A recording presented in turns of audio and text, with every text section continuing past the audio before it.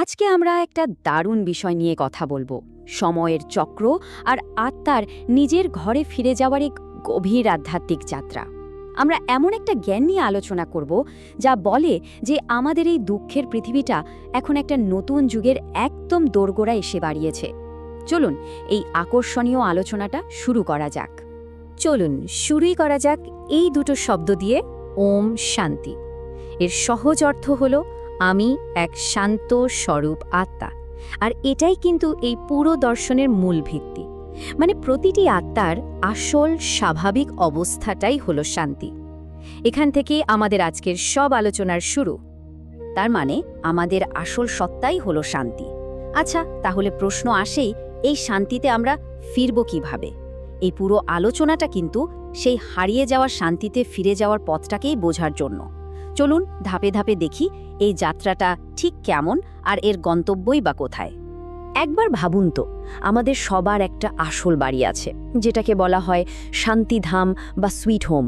এটা কিন্তু আমাদের এই চেনা পৃথিবীর মতো কোনো শারীরিক জগৎ নয়।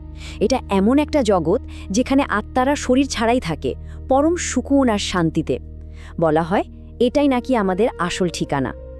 কিন্তু একটা প্রশ্ন তো মনে আসতেই পারে, তাই না? যদি শান্তি আমাদের আসল পরিচয় হয়, তাহলে আমাদের চারপাশে এত দুঃখ, এত অশান্তি কেন? এখানেই আসে হারিয়ে যাওয়া স্বর্গের একটা ধারণা। বলা হয় যে এই পৃথিবীটা একসময় স্বর্গের মতনই ছিল, কিন্তু এখন সেখান থেকে অনেক দূরে সরে এসেছে। ব্যাপারটা বুঝতে হলে দুটো যুগের তুলনা করতে হবে। একদিকে ছিল সত্যযুগ বা গোল্ডেন এজ, যেখানে ছিল শুধু পবিত্রতা, শান্তি আর সুখ।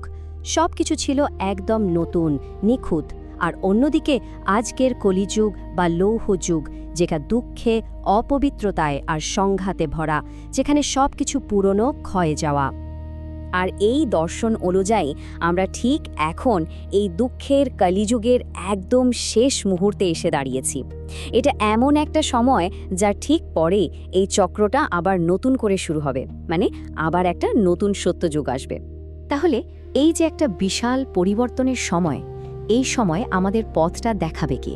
বলা হয় ঠিক এই চরম সন্ধিক্ষণে একজন দিব্য পথপ্রদর্শক আসেন, যিনি আমাদের সবাইকে নিজের আসল ঘরে ফেরার রাস্তাটা দেখিয়ে দেন। তাকেই বলা হয় বাবা বা পরমাত্মা। তিনি হলেন জ্ঞানের সাগর, পতিতপাবন, মানে যিনি পতিতদের পবিত্র করেন, আর মুক্তিদাতা। তিনি এই পুরো বিশ্বচক্রের আসল জ্ঞানটা আমাদের দেন আর আত্মাদের পবিত্র হওয়ার পথ দেখান।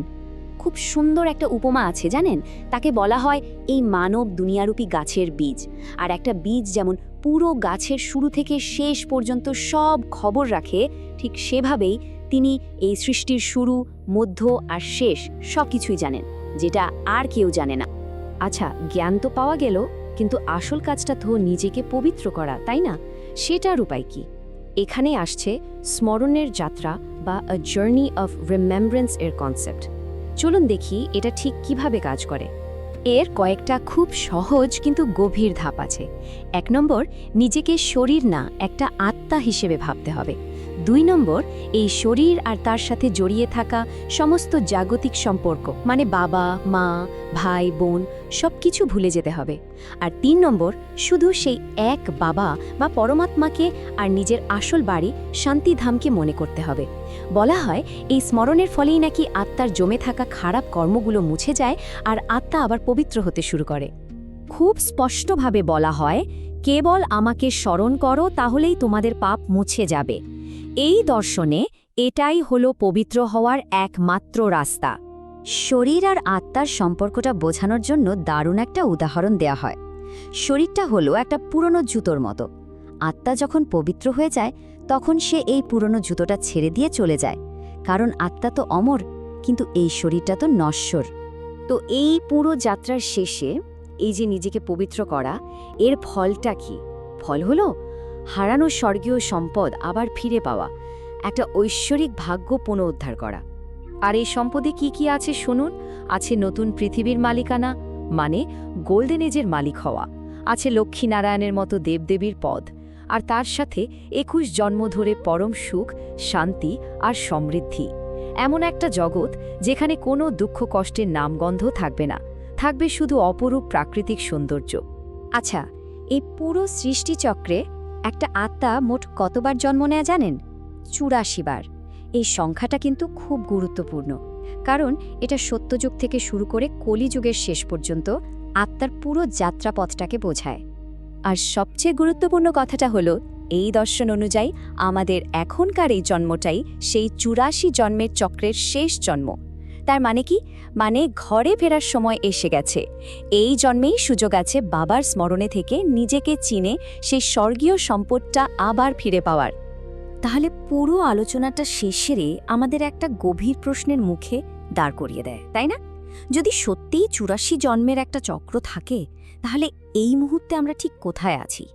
এই প্রশ্নটা কিন্তু আমাদের নিজেদের জীবন আর তার উদ্দেশ্য নিয়ে নতুন করে ভাবতে সাহায্য করে।